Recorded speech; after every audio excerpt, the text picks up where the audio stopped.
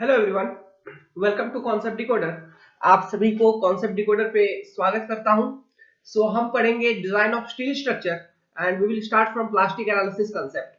ये जो design of steel structure की पेपर है ये हमने एक्चुअली पहले से भी प्रिपेयर कर रखी थी।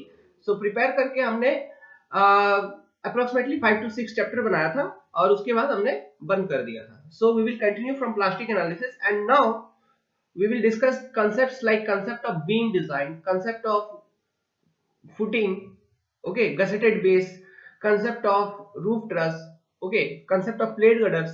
So these are some new topics from where questions are coming in ESE examinations, okay, in conventional also.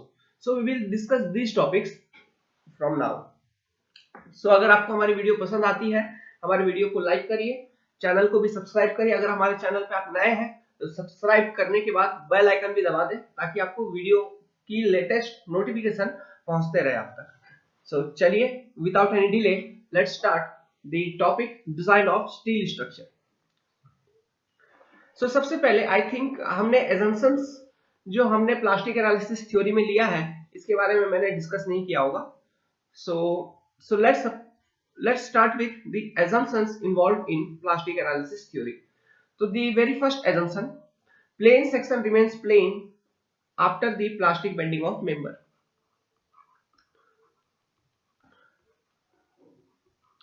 Plane section remains plane, ये सारे assumptions से क्वेश्चन आते हैं। ओके, 4-5 assumptions दे देंगे और उनमें से पूछेंगे कि इनमें से कौन सा assumptions प्लास्टिक एनालिसिस थ्योरी के लिए एप्लीकेबल है। उसमें से 2-3 हो सकता है, एक दो कोई assumptions गलत भी ऑप्शंस गलत भी हो सकता है सभी सही भी है। समझ में आ रहा है क्वेश्चंस किस तरह से होंगे। ओके, इस तरह के क्वेश्चंस होते हैं। तो प्लेन सेक्शंस रिमेन्स प्लेन, ये assumptions तो खैर हर चीज में है। Plane sections remains plane after the plastic bending of member, after the plastic bending of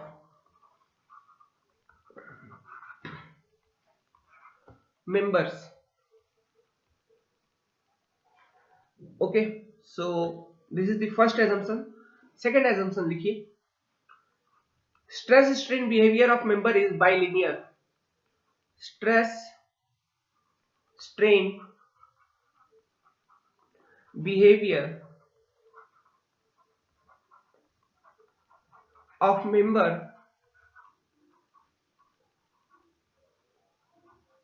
is bilinear.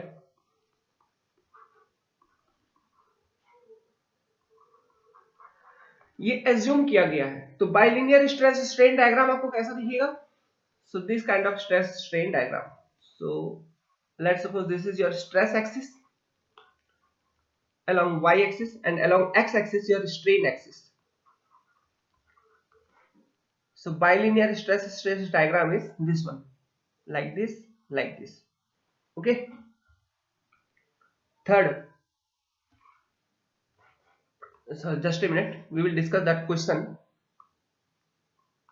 in upcoming time.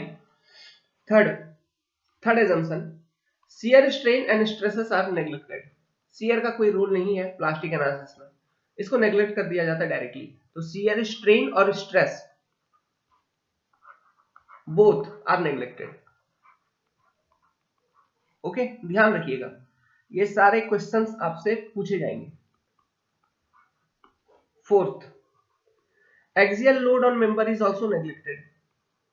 जैसे ट्रस में हम कंसीडर करते हैं मेंबर में एक्सियल फोर्सेस, ओके, तो यहाँ पर भी मेंबर में एक्सियल फोर्सेस हम कंसीडर नहीं करते, यहाँ पर नेग्लेक्ट कर दिया जाता है उन फोर्सेस को। ओके, तो एक्सियल लोड ऑन मेंबर, ये सारे एजम्पशन है डिजाइन करने के लिए, प्लास्टिक थ्योरी को समझने के लिए। Axial load on member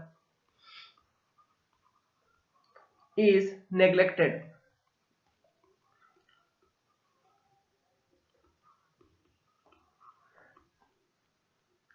fifth assumption, जो भी मेंबर को यूज करके आप प्लास्टिक थ्योरी को यूज करके आप उस मेंबर को डिजाइन करोगे तो वो मेंबर ऐसा होना चाहिए कि वो member must be capable of developing the plastic movement. समझ में आ रहा है? So that member must be such that it must be capable of developing the plastic movement, तो उसी टाइप का मेंबर हमको चूज करना है while designing using this theory. So write it down. The fifth number assumption: member must be capable of developing the plastic movement. Member must be capable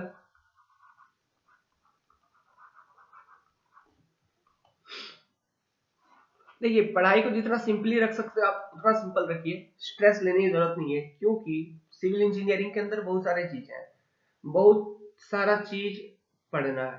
okay, सो जितना simple और easy तरीके से हम पढ़ के समझ सकते हैं पढ़ाई को, वो हमारे लिए ज्यादा बेटर है। सो कहां तक था? Member must be capable of developing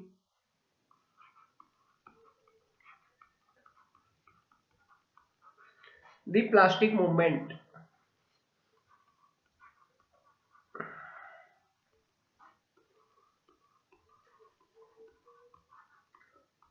Now, sixth number assumption: elastic strain energy stored is neglected. Strain energy का भी कोई रोल नहीं है, वो भी इलास्टिक वाला, उसको भी नेग्लेक्ट कर दिया जाता है। Elastic strain energy stored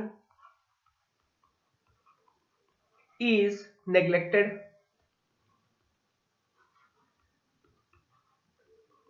okay, now next seventh number assumption: properties of steel in tension and properties of steel in compression are assumed to be same. Next assumption: properties of steel in tension and compression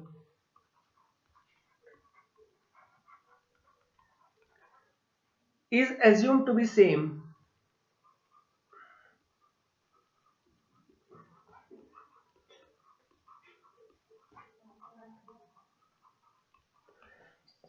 eight number assumption: आपका member ऐसा होना चाहिए जिसमें plastic movement, वो member तो develop करना चाहिए, ठीक है, मतलब वो मेंबर कैपेबल होना चाहिए प्लास्टिक मूवमेंट को डेवलप करने के लिए।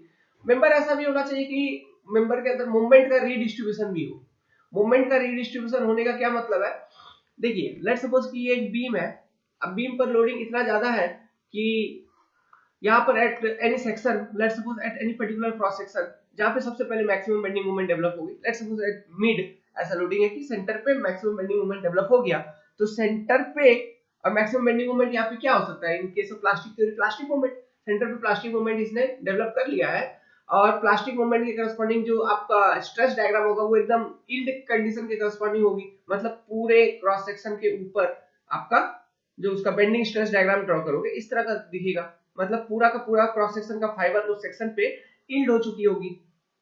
समझ में आ रहा है? तो ये सेक्शन और मूवमेंट कैरी नहीं कर सकता, ये सेक्शन पे और लोड लगाएंगे और मूवमेंट बढ़ाएंगे तो ये सेक्शन यहाँ से टूट जाएगा, ये संभावना यहाँ पे बनती है ना? सो मोमेंट रीडिस्ट्रीब्यूशन करने का मतलब है, अब ये सेक्शन लोड कैरी नहीं कर पा रहा, तो ये लोड कौन कैरी करेगा? उसके अगल बगल वाले सेक्शन। समझ में आ रहा है? तो ये सारे अब यील्ड होना शुरू होंगे, ये इसके अगल बगल जो जितने भी सेक्शंस हैं, अब इन सारे सेक्शंस में भी जो स्ट्रेस डिस्ट्रीब्यूशन होगा कंप्रेसर और टेंशन में, वो अगेन इस तरह से देखने को मिलेगा। तो इसी को कहा जाता है मोमेंट का रीडिस्ट्रीब्यूशन होना। ये क्यों हो पा रहा है? मोमेंट का रीडिस्ट्रीब्यूशन हो रहा है इसलिए हो पा रहा है। क्लियर है? सो लिखिए, moment redistribution must occur. Moment redistribution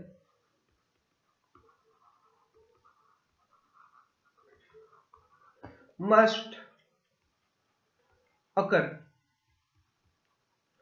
So well, these are some basic assumptions that we take in plastic theory. So in assumptions को आपको ध्यान रखना है।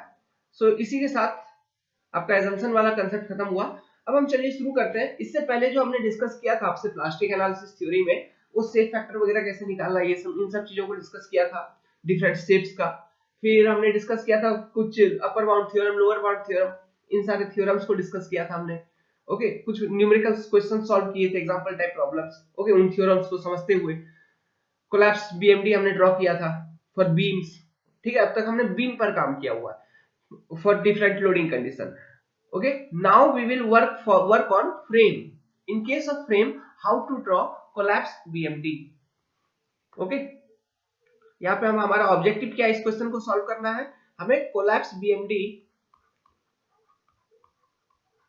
बीएमडी एंड लोड बतानी है। क्लियर है, ये ईएससी में आया हुआ है ये क्वेश्चन। सो 15 मार्क की क्वेश्चन थी ये क्वेश्चन। सो चलिए हम सॉल्व करना शुरू करते हैं इस क्वेश्चन को। वेरी इंपॉर्टेंट क्वेश्चन, बने रहिए, मजा आएगा, बहुत चीज बताऊंगा, वेरी डिटेल एनालिसिस होगी इसकी। Okay so let's start this.